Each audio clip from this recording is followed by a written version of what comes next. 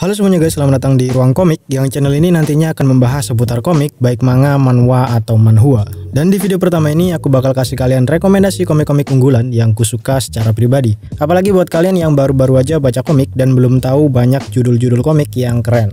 So ini dia 5 komik rekomendasiku yang wajib kalian baca. Di nomor 5 ada Reformation of the Deadbeat Novel. Manhwa ini terbilang cukup baru ya. Saat video ini dibuat sudah tamat season 1-nya dan aku masih nunggu update season 2-nya. Ceritanya tentang seorang Young Lord atau pangeran sebuah wilayah yang dia ini sangat-sangat tidak berguna. Keseharian si MC atau karakter utama ini hanya tidur dan malas-malasan, sampai dia dijuluki Deadbeat Novel atau bangsawan pecundang. Sampai suatu ketika si MC ini bermimpi tentang seorang pria yang datang ke sebuah desa kecil dan setiap hari pria ini mengayunkan pedangnya. Setiap hari selama puluhan tahun sampai si pria ini menjadi tua dan mati memegang pedangnya juga. Pria ini hidup hanya untuk mengayunkan pedangnya di depan rumah. Mimpi yang aneh ini dirasakan cukup nyata oleh si MC. Dari lelahnya si pria di dalam mimpi tersebut sampai semangatnya mengayunkan pedang dirasakan jelas oleh si MC. Alhasil si MC yang awalnya cuma tidur dan malas-malasan karena mimpi tersebut, entah kenapa dia ingin mengayunkan pedang dan pertama kali dalam hidupnya dia pergi ke tempat latihan prajurit dan mulai mengayunkan pedangnya. Singkat cerita, dia terus latihan sampai dia memutuskan untuk masuk ke sebuah akademi pedang terbaik di sana. Dan tentunya awalnya dia cuma dipandang sebelah mata karena dia sudah dikenal dengan julukan pecundangnya, juga kalah dalam segi fisik dan ilmu pedang tentunya karena kerjaannya hanya tidur dan gak pernah latihan sama sekali. Tapi si MC ini terus latihan sampai jadi overpower.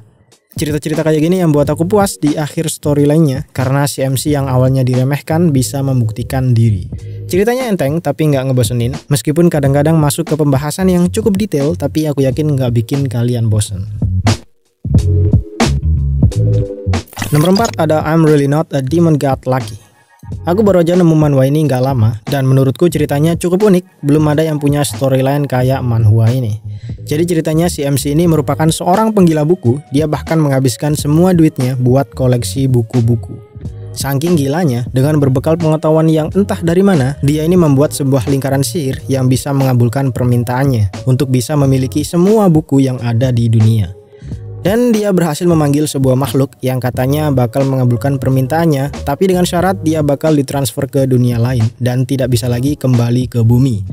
Si MC kemudian setuju dan pindahlah si MC ini dari bumi ke sebuah kota bernama Nokin yang tentunya bukan di bumi, lalu membuka sebuah toko buku kecil di sana. Nah, di sini yang menarik, buku-buku yang biasa saja di mata si karakter utama ini ternyata punya kekuatan besar kalau dimiliki oleh orang-orang dari dunia tersebut. Jadi orang-orang yang pinjam buku di toko si MC bisa mendapat kekuatan besar dari buku tersebut dan mengira si MC ini adalah seorang dewa atau makhluk yang di luar nalar mereka karena bisa punya banyak buku-buku yang punya kekuatan besar. Padahal dari sisi MC-nya, buku itu cuma buku biasa, dari judul dan isinya semua biasa saja. Tapi saat pindah tangan ke orang dari dunia lain itu, bukunya berubah. Dari namanya, sampai isinya, dan kekuatannya juga berubah. Kebetulan juga si MC ini cukup pandai memainkan kata-kata bijak, jadi omongannya itu terdengar cukup meyakinkan di mata para customernya. Alhasil dia dianggap memang makhluk kuat dan semakin dihormati. Padahal si MC itu cuma berniat buat kasih nasihat kecil aja, biar si customer tokonya itu nyaman di tokonya.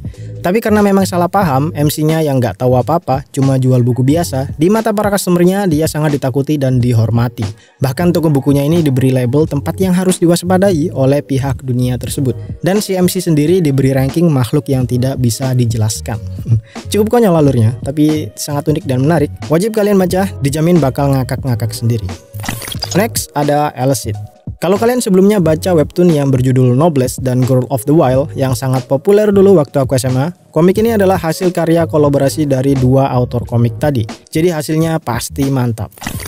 Kalian juga bisa baca Noblesse atau Girl of the Wild yang dua-duanya udah tamat saat video ini dibuat.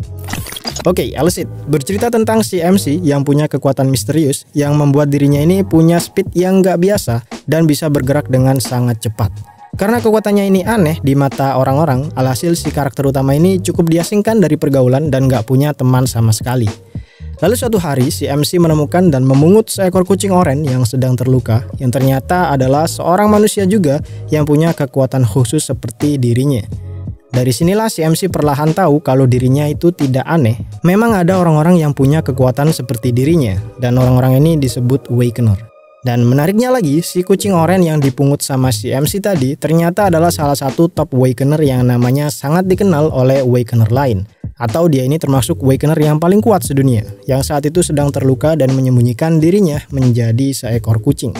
Jadilah si kucing oranye ini memutuskan untuk mengangkat MC menjadi muridnya dan berencana untuk membuat si MC menjadi top Awakener seperti dirinya.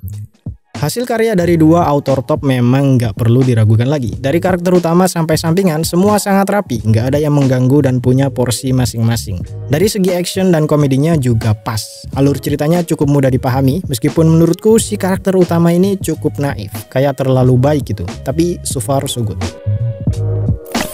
Di nomor 2 ada Mercenary Enrollment. Kalau nggak salah di webtoon Indonesia itu ada komik ini dengan nama yang berbeda. Aku nggak tahu kenapa namanya berubah gitu ya. Padahal nama Mercenary Enrollment itu udah cukup dikenal bagus. Jadi ceritanya saat si MC kecil, dia mengalami kecelakaan pesawat terbang bersama dua orang tuanya, yang sayangnya langsung meninggal dunia saat kejadian itu terjadi. Si MC adalah satu-satunya orang yang selamat dari kecelakaan tersebut, tapi harus kehilangan ingatannya. Dan untuk bertahan hidup, dia besar di sebuah camp tentara bayaran selama 10 tahun. Dengan prestasi yang cukup besar, dengan banyak pengalaman perang juga, dan menjadi tentara nomor 1 di sana. Bahkan dikenal dengan codename 001, meskipun umurnya yang masih belasan tahun. Nah, suatu hari ingatan si MC ini kembali, meskipun samar-samar, tapi dia ingat nama orang tuanya. Dan dengan bantuan tentara yang dia kenal, dia ini memutuskan untuk melacak dan menemui keluarganya yang tersisa, dan meninggalkan camp tentara bayaran. Setelah menemui keluarganya yang tersisa, karena umurnya yang memang masih belasan tahun, dia ini akhirnya masuk ke sebuah SMA menjadi seorang murid biasa. Ya meskipun nggak terlalu biasa juga, nantinya si MC ini bakal banyak baku pukul dengan pembuli, preman, atau bahkan organisasi besar. Tapi karena si MC udah overpower di awal karena pengalamannya 10 tahun menjadi tentara bayaran, semua dilibas habis. Storyline-nya cukup rapi dan cukup gampang diikuti juga. Karakter development-nya juga keren. Dari si MC-nya yang awalnya mungkin agak awkward karena nggak terbiasa dengan kehidupan sehari-hari seorang murid, sampai punya banyak teman. So far, mantap. Di nomor 1 ada Solo Leveling. Mungkin sebagian besar dari kalian udah pernah baca manhwa ini, dan nggak diragukan lagi kalau manhwa ini memang yang paling populer. Kalau kalian belum baca, minimal pernah mendengar nama Solo Leveling ini saat browsing komik atau searching di YouTube gitu. Bercerita tentang seorang hunter yang bernama Sung Jinwoo yang merupakan hunter rank A atau yang paling rendah rankingnya. Dia juga dikenal dengan sebutan hunter paling lemah. Nah, di suatu hari si MC atau si karakter utama ini bersama timnya melakukan ekspedisi ke sebuah dungeon. Ada insiden di mana level dungeon yang mereka masuki ternyata tidak sesuai ekspektasi. Yang awalnya dikira dungeon level rendah berubah menjadi dungeon yang sangat berbahaya. Singkat cerita, banyak anggota tim yang mati, lalu berkat strategi dan pengorbanan dari si MC, ada sedikit orang yang bisa kabur keluar. Nah, MC yang ditinggal sendirian di dalam ini awalnya mengira kalau dia bakal mati, tapi ternyata dia berhasil diselamatkan dan sadar di sebuah rumah sakit. Dari sinilah si MC mendapat kekuatan misterius seperti game, yang dia ini bisa bertambah kuat dengan menyelesaikan misi yang diberikan. Dengan kekuatan ini, MC terus menyelesaikan misi-misi yang diberikan sampai jadi hunter yang dikenal dunia. Art dan storyline manhwa ini menurutku nggak ada duanya ya. Banyak juga manhwa yang sistemnya game kayak gini, tapi kebanyakan alurnya klise. Di manhwa ini nantinya si MC bakal penasaran tentang kekuatannya sendiri dan mencari tahu asal-usul kekuatannya itu dari mana. Dan saat video ini dibuat, manhwa ini sudah tamat, jadi wajib kalian baca. Yos, itu dia rekomendasi 5 manhwa atau manhwa yang jadi favoritku untuk saat ini. Untuk dimana tempat bacanya bisa kalian cari di webtoon atau di Google. Jangan lupa like video ini, subscribe channel ini, komen kalau kalian ada komik-komik keren yang bisa di-share ke orang lain. Kalau banyak yang suka, aku bakal buat part 2-nya. Sampai jumpa di video selanjutnya. Yo!